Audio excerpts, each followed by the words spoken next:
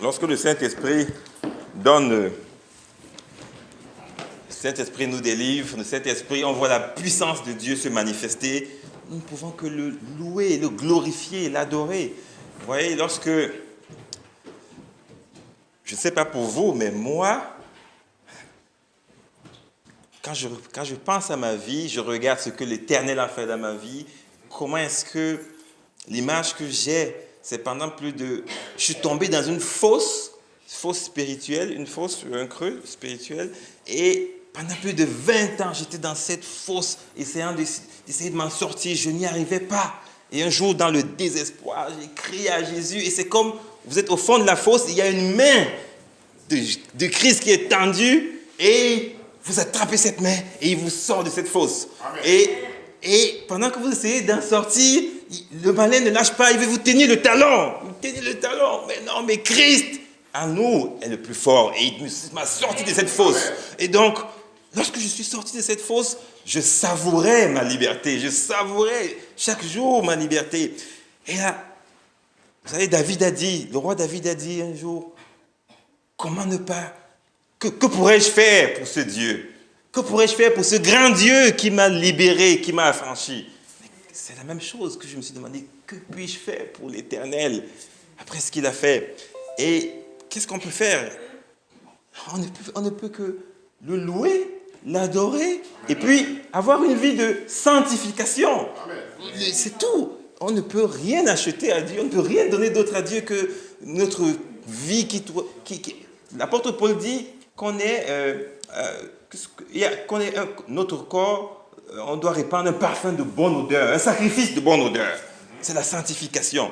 Donc, vraiment, c'est ça. On doit louer Dieu en permanence. Et vous savez, la première fois que dans la Bible, on parle d'un cantique à l'Éternel, où on loue l'Éternel, ça se trouve dans Exode. La toute première fois, je pense, c'est Exode 15, le premier verset. Lorsque les enfants d'Israël traversent la mer Rouge, et donc ils voient la puissance de Dieu se manifester.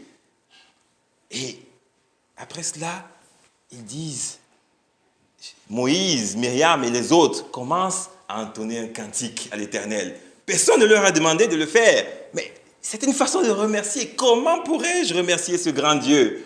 Et c'est la première fois qu'on voit un cantique dans la Bible, je crois que c'est Exode 15, verset 1. Et par la suite, vous savez, le roi David a eu, au courant de sa vie, pendant toute sa vie, il a vu la puissance de Dieu se manifester. Et David, nous voyons lorsque les Philistins sont sur une montagne, Israël est sur une autre montagne, et entre les deux, les armées sont rangées en rang de combat, et puis on voit Goliath de Gath qui apparaît, qui sort, gigantesque. On se demande, il sort d'où? Est-ce un être humain? Et sur l'autre montagne, Goliath qui crie, se présente et il crie, il dit, pourquoi vous mettez-vous en rang de combat? Venez, envoyez-moi juste une seule personne qui est digne de venir vers moi, venir se battre, qui est digne. Et alors Israël regarde dans ses rangs, personne ne se présente le premier jour. Goliath est sorti, la Bible nous dit, Goliath est sorti ainsi tous les jours pendant 40 jours. Qui est digne? Qui est digne de se battre? Il n'y a personne. Et Goliath sortait ainsi tous les matins et tous les soirs. Qui est digne? Il n'y a personne. Et le 40e jour, qui est digne? On voit David. David qui se présente, qui dit, l'Éternel est avec moi. Quel est cet incirconcis? Quel est cet incirconcis qui ose humilier l'armée de l'Éternel? Ah oui. Et donc, après le combat, personne n'a demandé au peuple de chanter. Mais les cantiques ont commencé parce qu'évidemment, même le plus petit des Israélites, qui avait peur, s'est mis à suivre tous les Philistins. Les Philistins s'enfuyaient à gauche, à droite. Donc, les Philistins, et c'est exactement l'image que nous devons avoir aujourd'hui. celui qui vit en nous. Aujourd'hui, les Philistins, on peut mettre, peu importe le nom, ça peut être une maladie, ça peut être des soucis, ça peut être... C'est ça les Philistins. Ils fuient quand Christ est en nous. Ils fuient, ils s'enfuient complètement. Et j'espère qu'il n'y a personne qui s'appelle Philistin dans la salle parce que j'ai un client, enfin, oui, ça, il est passé un jour et puis pendant la consultation, je demande quel est son nom, il me dit Philistin, monsieur Philistin. Je dis waouh. Et puis il venait d'ailleurs pour avoir une lettre patente pour créer une église, enfin une église bâtiment. Je dis oh Philistin, en tout cas. Donc, évidemment, personne n'a demandé au peuple de chanter. Ils ont rendu gloire à l'Éternel. C'est ça. Et David a fait cela. Mais le véritable David, lui, également, le véritable David, lorsque dans Apocalypse 5,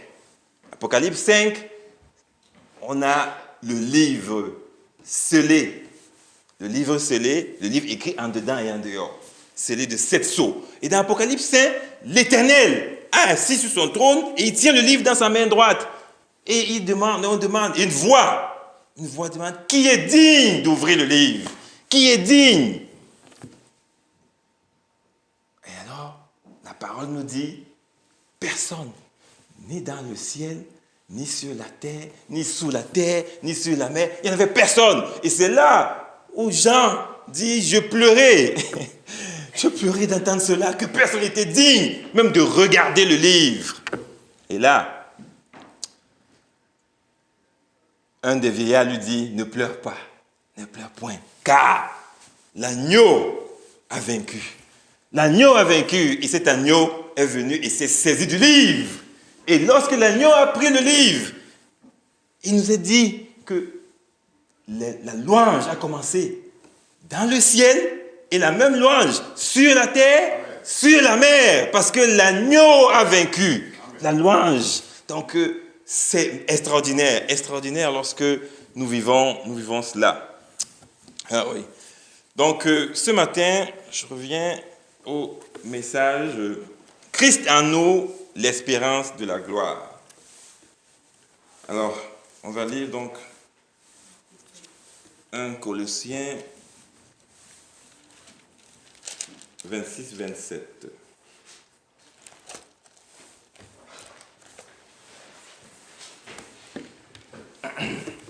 Colossiens 26. Alors, je lis pour vous.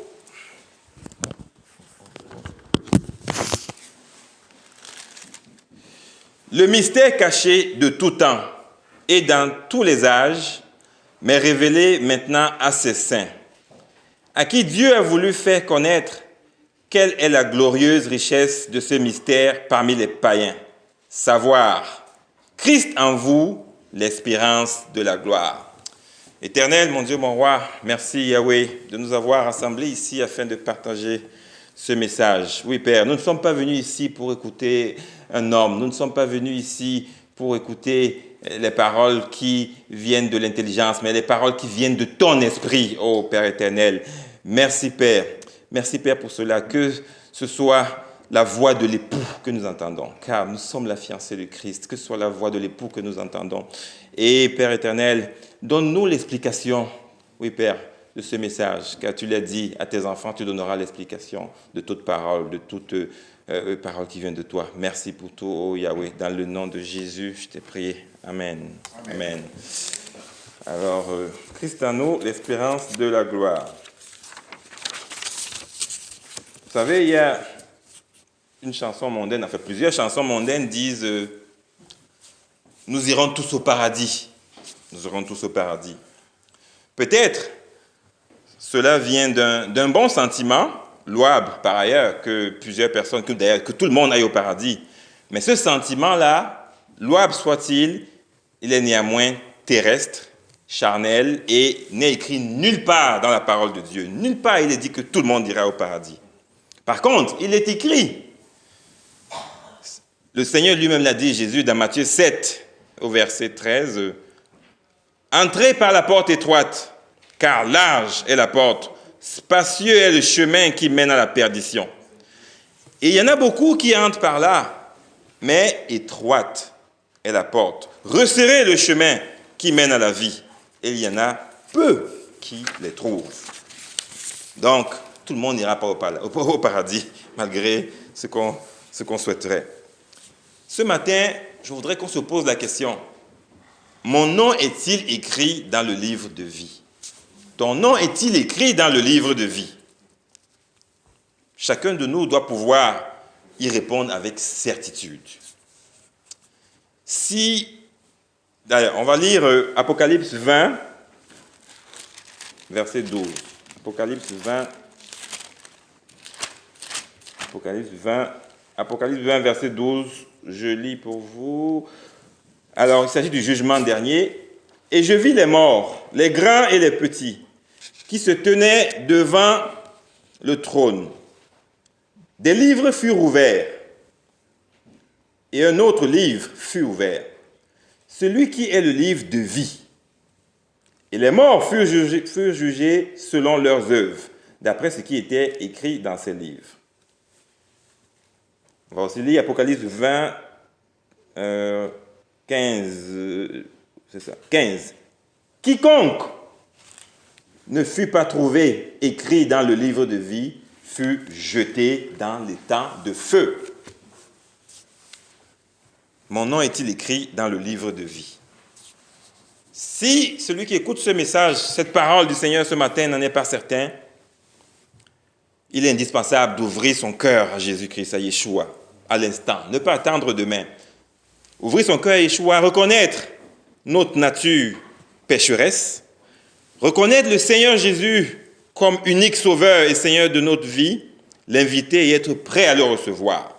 Car il a dit lui-même, demandez et l'on vous donnera, cherchez et vous trouverez, frappez et l'on vous ouvrira. Donc, chaque humain doit demander, chercher et frapper. S'il y en a qui veulent qu'on prie ensemble après le culte, on pourrait prier ensemble pour soutenir dans la prière. Donc, croire en Jésus, croire en Yeshua et recevoir le Saint-Esprit qui descend sur vous sont deux choses différentes. Car nous savons que seule la repentance, la véritable repentance, la métanoïa, permet plutôt de voir les fruits dans la vie d'une personne. Vous savez, Jean-Baptiste les prophètes, parfois ils parlaient, mais aussi leurs actes étaient aussi des actes prophétiques. Ils marchaient avec une cognée, et lorsque Jean-Baptiste marchait et qu'il voyait un arbre, un arbre il a des feuilles, mais il n'a pas de fruits du tout, alors qu'il est censé en avoir. Alors que faisait Jean-Baptiste devant tout le monde? Il prenait la cognée, il la mettait au niveau de la racine de l'arbre, il déracinait cet arbre et il le jetait au feu. L'image de ce qui se passera qu'on a lu dans Apocalypse 20, 15. Tout arbre qui ne porte pas de fruits sera jeté au feu. Mon nom est-il écrit dans le livre de vie? Et d'ailleurs aussi, le Seigneur Jésus lui-même, lorsque il entrait de façon triomphale à Jérusalem, le peuple disait Hosanna, Hosanna, Baruch haba b'Shem Adonai, béni soit celui qui vient au nom de l'Éternel. Et on était préparé, c'était la fête de la Pâque qui commençait, et donc Jérusalem était animée. Il y avait, chacun venait pour son culte, pour offrir, et c'est pour ça qu'il y avait justement, vous voyez, le temple était transformé en marché, raison pour laquelle le Seigneur a tout cassé. Et quand il est parti de là, de Jérusalem, le lendemain, il voit sur son chemin un figuier. Et la parole nous dit qu'il avait faim, qu'il eut faim. Alors ce figuier, l'Éternel, donc Jésus voulait prendre une figue. Malheureusement, il n'y en avait pas. Pourtant, à distance, il y avait un feuillage. Et donc, et on était à la période de mois d'avril, en général, autour de Pâques, à peu près. Donc, selon les commentateurs bibliques, ce figuier était censé avoir des figues. Et donc, c'est à peu près cela aussi que nous voyons dans la vie quotidienne. Il y a des personnes qui ont un feuillage, une apparence.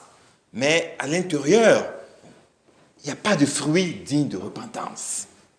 Beaucoup de bruit, beaucoup d'artifices, des soutanes, des choses, mais il n'y a rien dans le cœur. Et ce figuier a été maudit. Donc, lorsque le Saint-Esprit descend, par contre, on obtient également un fruit digne de repentance, lorsque c'est le Saint-Esprit qui descend.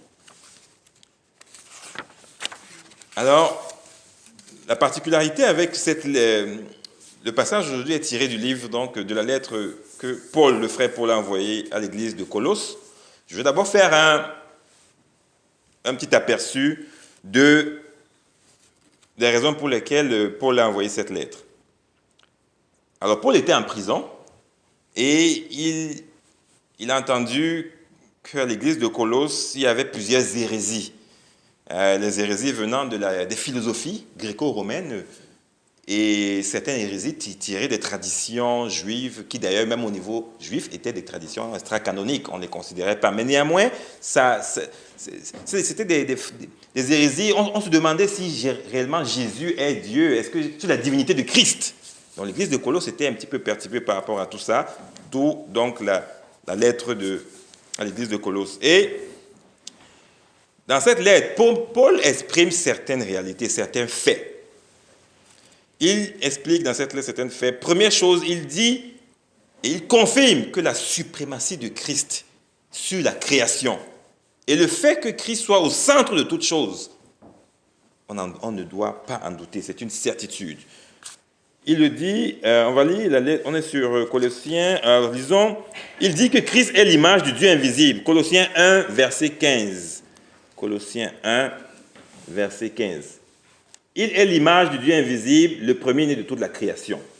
Il dit ensuite, à Colossiens 1, 16 à 17, il nous dit qu'il est le créateur de toutes choses. Christ est le créateur de toutes choses. 16, car en lui ont été créées toutes les choses qui sont dans les cieux et sur la terre, les visibles et les invisibles. Trône, dignité, domination, autorité, tout a été créé par lui et pour lui. Paul confirme aussi que, si on regarde rapidement, Colossiens 2, verset 9, je vais lire pour vous, Colossiens chapitre 2, au verset 9, il confirme que la plénitude de la divinité est sous forme corporelle. 2, verset 9, c'est ça. Car en lui habite corporellement toute la plénitude de la divinité. Il confirme aussi que Christ est la tête de l'Église. On le voit au verset 18. Et Christ est la source entièrement suffisante de notre salut. On le trouve au verset 14, en qui nous avons la rédemption, la rémission des péchés. Donc on a tout en Christ. On n'a pas besoin de chercher une autre source. Toute autre source est impuissante face au désir charnel du corps. Donc, plus que tout autre livre du Nouveau Testament, l'Épître aux Colossiens insiste sur deux vérités. La première vérité, c'est la prééminence de Yeshua, du Christ, sur tout ce qui a été créé. La deuxième vérité, c'est la plénitude que le croyant en Yeshua a. En Yeshua, nous avons tout. Ça permet aux croyants d'appréhender la gloire de Yeshua, d'avoir une certitude que si Christ vit en nous, alors nous avons l'espérance de la gloire. Si Christ vit en nous, nous avons l'espérance de la gloire. Que signifie Christ en nous? Que signifie l'espérance de la gloire? C'est ce que nous allons examiner dans une première partie et on va terminer avec des avertissements du Seigneur, car vous vous en doutez, on parlera du retour du Seigneur. Et avant ce retour, il y a des avertissements. Christ en nous. Christ en nous, alors, Colossiens 1, 26, le mystère caché de tout temps et dans tous les âges, mais révélé maintenant à ses saints. Ici, nous voyons, on parle d'un mystère caché. C'est quoi ce mystère? Ce mystère caché de tout temps et dans tous les âges, mais qui est révélé maintenant à ses saints. Paul informe donc les Colossiens de ce qu'il existe un mystère. Ce mystère-là, a au moins 4 facettes. La première facette de ce mystère, c'est que Christ est le Messie d'Israël. À cette époque-là, beaucoup de gens, de tout temps, plusieurs prophéties ont parlé du Messie. Mais Paul dit aux Colossiens, n'écoutez pas les hérésies qui vous viennent d'ailleurs, à gauche, à droite. Il est le Messie d'Israël. C'est la première facette de ce mystère caché. La deuxième facette, Christ est le sauveur, pas seulement d'Israël, mais des humains. Il est le sauveur des humains. Ça va au-delà de toute race, au-delà de toute culture. Là également, vous savez, les Juifs, ils pensaient que Christ est venu seulement pour eux. Et donc que Paul, qui lui a reçu ce mandat d'aller vers les nations, il rassure donc ces Colossiens en disant Christ est venu pour tout le monde. En fait, pour quiconque croira au message que Christ a laissé, et quiconque acceptera Christ et obéira. Il ne suffit pas d'accepter le message, il faut obéir au commandement. Pourquoi ne faites-vous pas ce que je vous dis et vous m'appelez Seigneur, Seigneur? Donc, la deuxième facette, c'est donc, il est le sauveur des humains. Et dans l'Ancien Testament, nous voyons Isaac quand Isaac veut bénir Ésaü, Isaac est aveugle à ce moment-là. La parole nous dit qu'Isaac est aveugle. Isaac essaye, Isaac pour bénir Ésaü, comme il ne voit plus, il veut sentir l'odeur. Il veut sentir l'odeur lui permettra de savoir avant de bénir. Et la question, quand je lisais ça, que je me suis posé, mais vous savez, l'Ancien Testament, c'est l'ombre des choses à venir. Et lorsque Dieu, tout ce que nous lisons dans l'Ancien Testament, ce n'est pas simplement, ce ne sont pas des récits historiques seulement, c'est pour nous enseigner quelque chose. Il y a toujours un mystère, que ce soit, en tout cas dans chaque passage, chaque écriture de l'Ancien Testament, ce n'est pas juste une histoire, il y a un mystère. Et donc, quand Isaac aveugle veut bénir, mais il a besoin de sentir l'odeur, l'image que j'ai eu, qu'on peut avoir, c'est quand on lit, Paul nous dit dans une lettre que nous devons avoir, ou alors nous devons offrir un sacrifice de bonne odeur, notamment cette sanctification. Donc, l'Éternel va bénir toute personne qui répand une odeur, ce sacrifice de bonne odeur. C'était donc l'homme des choses à venir. Et donc, en Yeshua, nous avons donc cela. Il est venu, c'est cette deuxième facette cachée. Il est venu pour quiconque croit à son message. Donc, il bénit, il affranchit tout le monde, peu importe la race, la culture et le reste.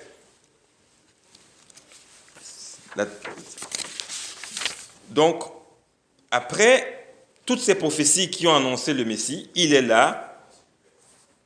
Il est venu sur la terre et il est venu pour tous. La troisième facette de ce mystère caché, c'est que contrairement à ce que plusieurs personnes pensaient, plusieurs personnes, notamment les Juifs, les Zélotes et autres, ils pensaient qu'il est venu pour régner. Et donc, cette facette-là aussi, Paul essaie aussi de leur faire comprendre, non, il n'est pas venu pour régner, en tout cas, pas maintenant. Il y a un temps, il viendra régner, c'est sa deuxième venue. Mais il est venu pour mourir. Il est venu pour mourir. Et pourquoi? Afin de pouvoir réconcilier les humains avec le Père. Parce que c'est le péché qui sépare les humains du Père. Donc il est venu, non pas pour régner, mais pour mourir. Ça aussi, c'était un mystère. Et mystère, même parmi ses disciples. D'ailleurs, on voit comment est-ce que Matthieu réagit. Pierre, pardon. Je dis, non mais, il y avait cette compétition, il est venu pour régner, on veut chasser les étrangers. Non, il n'est pas venu pour régner, il est venu pour mourir. C'était également, c'est la troisième facette cachée. Et Christ essaye de dire en fait, pour vivre chez moi Christ, pour vivre chez moi, tu dois d'abord, ou alors, je dois d'abord vivre en toi. Pour vivre chez moi, le Christ, je dois d'abord vivre en toi. Et ensuite, tu pourras accéder à mon royaume. C'est la base. Si je ne vis pas en toi, tu ne pourras pas venir vivre chez moi.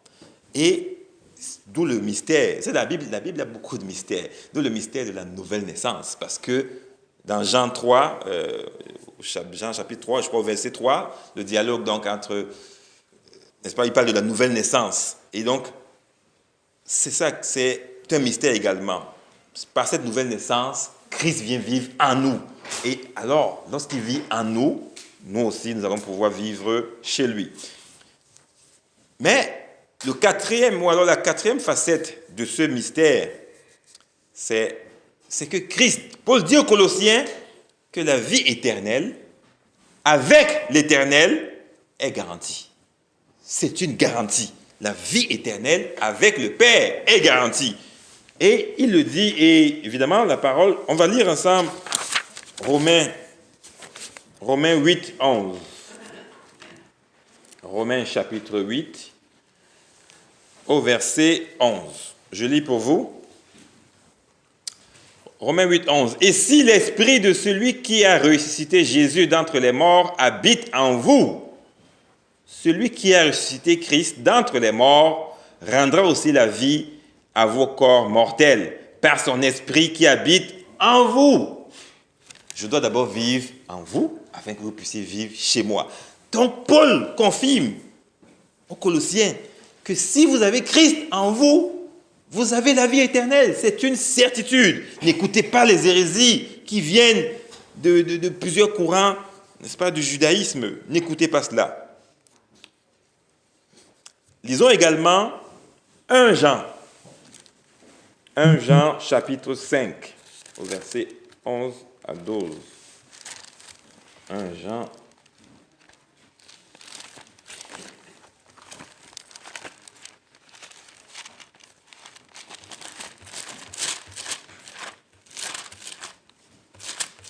Jean chapitre 5, verset 11 à 12. Je lis pour vous. 11, verset 11. Et voici ce témoignage.